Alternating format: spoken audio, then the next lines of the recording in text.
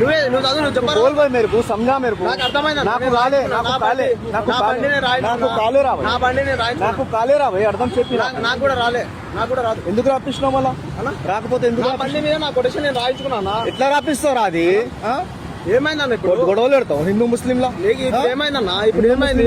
భరత్ కుమార్ అనే auto driver తన auto వెనక రాసుకున్న కొటేషన్ ఇప్పుడు వివాదంగా ఎందుకు మారింది? అసలు ఆ కొటేషన్ ఏంటి? Everyone born on this earth is a Hindu, Jai Shriram, changing your religion is like changing your father అని రాసుకున్నాడు. ఈ కొటేషన్ ఇప్పుడు మత ఉద్రిక్తతలకు దారితీసింది. అసలు మనిషి మతానికి పుట్టాడా లేక తల్లిదండ్రులకు పుట్టాడా? మతం మారితే తల్లిదండ్రులను మార్చుకున్నట్లేనా? ఇది మతంపై ఉన్న అభిమానమా లేక మత ఛాందసవాదమా లేక దీని వెనుక ఏదైనా కుట్ర ఉందా? ఇలాంటి కొటేషన్స్ రాసుకోవడానికి వెనుక ఉన్న ఉద్దేశం ఏంటి? ఇది మన రాజ్యాంగం అనుమతిస్తుందా? భారతదేశంలో హైదరాబాద్ అనగానే మనకు గుర్తొచ్చేది ఏంటి? ఇక్కడి బిర్యానీ, గంగా జమున తహజీబ్ అని పిలిచే మత సామరస్యం. ప్రపంచ స్థాయి ఐటీ కంపెనీలు, భిన్న సంస్కృతులు, వేర్వేరు మతాల ప్రజలు ఎంతో కాలంగా ఇక్కడ కలిసిమెలిసి జీవిస్తున్నారు. కానీ ఒక్కోసారి చాలా చిన్నగా కనిపించే సంఘటనలు కూడా ఈ సామరస్య వాతావరణంలో పెద్ద దుమారాన్ని రేపుతుంటాయి.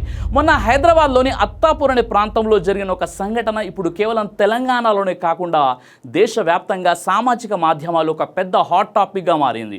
ఒక ఆటో వెనుక రాసిన ఒకే ఒక కొటేషన్ ఒక పోలీస్ కేసుకు, పొలిటికల్ గొడవకు ఎలా దారి తీసింది? అసలు మన రాజ్యాంగం మనకు ఇచ్చిన భావ ప్రకటన స్వేచ్ఛ, ఫ్రీడమ్ ఆఫ్ స్పీచ్ ఎక్కడి వరకు పనిచేస్తుంది? సమాజంలో మత సామరస్యం, కమ్యూనల్ హార్మోనీ దెబ్బతినకుండా ఉండాలంటే మన ఆలోచన విధానం ఎలా ఉండాలి? ముందుగా అసలు గ్రౌండ్ లెవెల్లో ఏం జరిగిందో తెలుసుకుందాం. జూలై 2026 మధ్యకాలంలో హైదరాబాద్లోని అత్తాపూర్ పోలీస్ స్టేషన్ పరిధిలో ఈ ఘటన జరిగింది. వనపర్తి జిల్లాకు చెందిన భరత్ కుమార్ అనే ఒక వ్యక్తి బతుకుదేరు కోసం హైదరాబాద్కు వలస వచ్చాడు. ఇక్కడ ఒక ఆటో కొనుక్కొని దాన్ని నడుపుకుంటున్నాడు, జీవనం సాగిస్తున్నాడు. అయితే అతను తన ఆటో వెనక భాగంలో ఇంగ్లీష్లో ఒక కొటేషన్ రాసుకున్నాడు. ఆ వాక్యం ఏంటంటే, everyone born on this earth is a Hindu, Jai Shriram, changing your religion is like changing your father. దీన్ని తెలుగులో, ఈ భూమి మీద పుట్టిన ప్రతి ఒక్కరు హిందువులే, జై శ్రీరామ్, మీ మతాన్ని మార్చుకోవడం అంటే మీ తండ్రిని మార్చుకోవడంతో సమానం.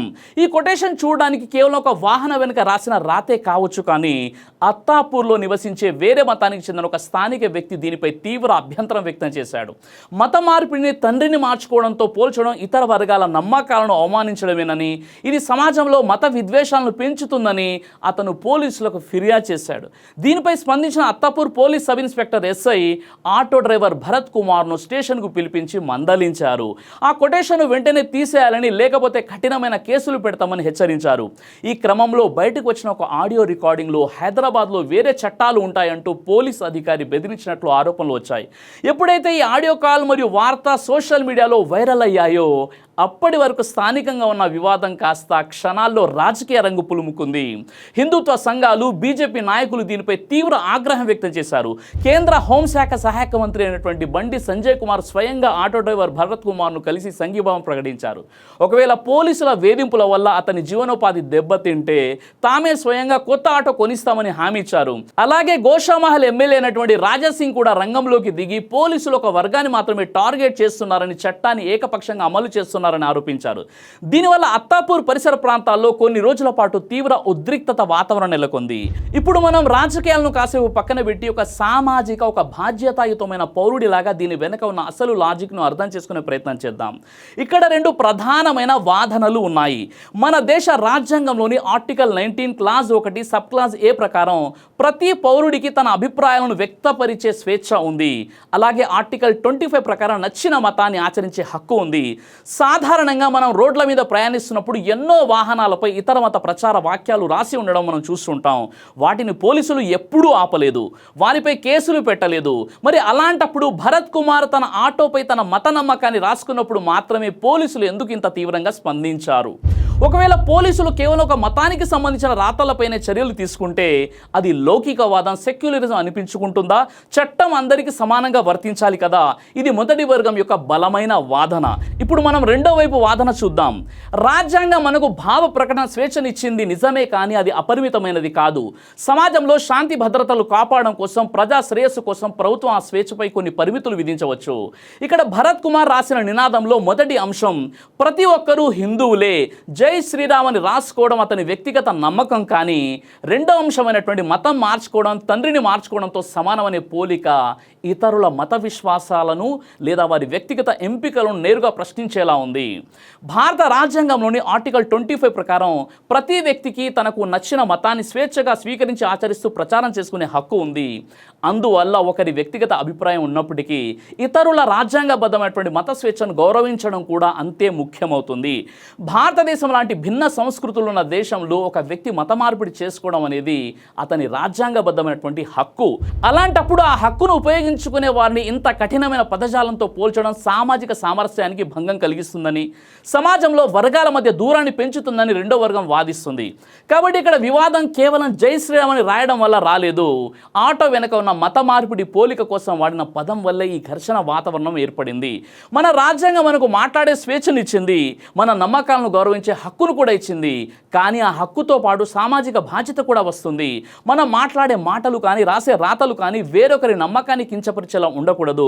అలాగే చట్టాన్ని కాపాడాల్సిన పోలీసులు కూడా ఎలాంటి ఒత్తిళ్లకు లొంగకుండా నిష్పక్షపాతంగా వ్యవహరించినప్పుడే సమాజంలో శాంతి భద్రతలు పటిష్టంగా ఉంటాయి. ఈ విధమైన వివాదాలు భవిష్యత్తులో మళ్ళీ జరగకుండా ఉండడానికి మరియు సమాజంలో మత సామరస్యాన్ని కాపాడడానికి పౌరులు, సమాజం మరియు పోలీస్ వ్యవస్థ పాటించాల్సిన కొన్ని ముఖ్యమైనటువంటి జాగ్రత్తలు ఉన్నాయి. మన దేశంలో ప్రతి ఒక్కరికి వారి మత విశ్వాసం చాటుకునే స్వేచ్ఛ ఉంది. అయితే మన భక్తిని లేదా నమ్మకాన్ని ప్రదర్శించే క్రమంలో ఇతర మతాలను కించపరిచేలా లేదా తక్కువ చేసి మాట్లాడేలా ఉండకూడదు.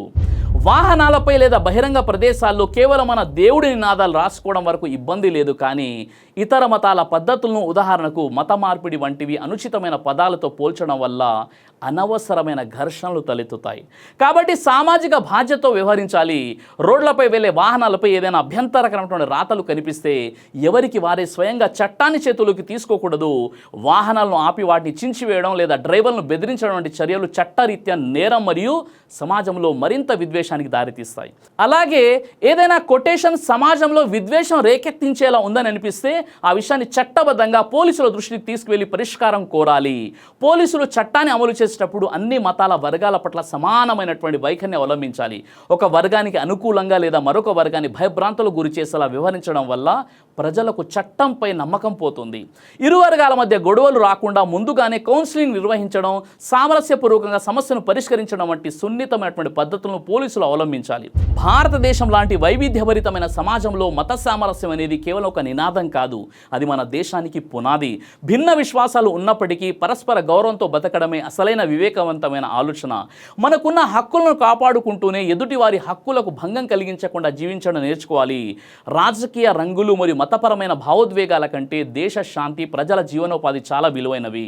సమాజంలో శాంతి భద్రతలు అనేవి కేవలం పోలీసుల వల్ల, చట్టాల వల్ల మాత్రమే సాధ్యం కావు. ప్రతి పౌరుడు తన ఆలోచన విధానంలో పరిణతి సాధించి తోటి పౌరుడి నమ్మకాలను గౌరవించినప్పుడే ఇలాంటి వివాదాలకు శాశ్వత పరిష్కారం లభిస్తుంది. ఇది చిన్న విషయమే కానీ పొలిటికల్ ఎంట్రీతో ఇది ఒక పెద్ద వివాదంగా మారింది. అయితే సమాజంలోని కొంతమంది విశ్లేషకుల ప్రకారం ఎవరైతే ఇలాంటి కొటేషన్స్ లేదా సోషల్ మీడియాలో ఒక మతాన్ని టార్గెట్గా చేసుకొని మాట్లాడుతుంటారో నిజంగా వారికి తమ మతం పైనటువంటి భక్తి లేదా నమ్మకం కంటే కూడా వారు వైరల్ అవ్వాలనేటటువంటి ఉద్దేశంతోనే ఇలాంటి పనులు చేస్తూ ఉంటారని కొంతమంది విశ్లేషకులు చెప్తున్నారు. అయితే నిజంగా మతం మారితే తల్లిదండ్రులను మార్చుకున్నట్లేనా? తల్లిదండ్రులు రక్త సంబంధం, మతం మనస్సాక్షికి సంబంధించినటువంటి విషయం. రక్త సంబంధాన్ని విశ్వాసంతో పోల్చడం సరైన తర్కం కాదు, ఇది మూర్ఖత్వమే. మనిషి తన తల్లిదండ్రులకు పుడతాడు, ఏ మతానికి కూడా పుట్టడు. మతాన్ని మార్చుకోవడం తల్లిదండ్రులను మార్చుకోవడం కాదు, అది రెండు భిన్నమైన విషయాలను కలిపి చెప్పే తప్పు పోలిక.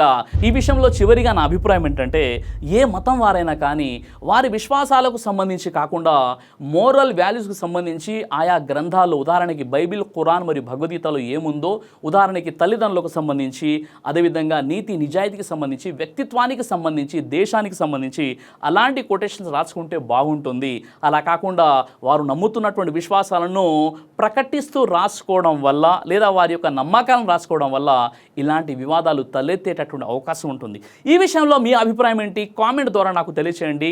జై హింద్. దైవ ప్రవక్త ముహమ్మద్ సల్లల్లాహు అలైహి వసల్లం వారు తెలియజేశారు, కడుపుకు సంబంధించిన అన్ని రకాల వ్యాధులకు అద్భుతమైన ఔషధం తలిపిన ఇది దైవ ప్రవక్త వారి సున్నత్, మంచి ఆహారం, ఇమ్యూనిటీ బూస్టర్, ఇందులో షిఫా ఉంది.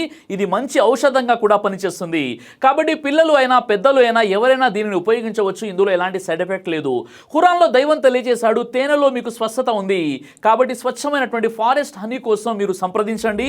అలాగే పురుషుల స్టామినా కోసం తయారు చేయబడినటువంటి హల్వా, ఇది అన్ని రకాల లైంగిక సమస్యలను దూరం చేసి వీర్య కణాల ఉత్పత్తికి సహాయపడుతుంది. మీ దాంపత్య జీవితాన్ని మరింత సంతోషకరంగా, ఆత్మవిశ్వాసంతో నింపడంలో సహాయపడుతుంది. మరో విషయం, ఇక డయాబెటీస్తో కేవలం మేనేజ్ చేస్తూ బ్రతకాల్సిన అవసరం లేదు. డయా కంట్రోల్ సప్లిమెంట్ కేవలం బ్లడ్ షుగర్ను తాత్కాలికంగా తగ్గించడం కాదు, డయాబెటీస్ అసలు కారణంపై పనిచేస్తుంది. అలాగే మన శరీరాన్ని నిశ్శబ్దంగా నాశనం చేసే ప్రమాదాల్లో కొలెస్ట్రాల్ ఒకటి. చెడు కొలెస్ట్రాల్, గుండె సమస్యలు మీ దగ్గరకు రాకుండా ఈ లిపిడ్ కంట్రోల్ అద్భుతంగా పనిచేస్తుంది. ఇందులో ఎలాంటి సైడ్ ఎఫెక్ట్స్ లేవు. ఇది కంప్లీట్గా హెర్బల్ ప్రొడక్ట్స్. కాబట్టి స్క్రీన్ పై కనిపిస్తున్నటువంటి నంబర్కి ఫోన్ చేసి ఆర్డర్ చేసుకోవచ్చు. కొరియర్ ఫెసిలిటీ కూడా అందుబాటులో ఉంది.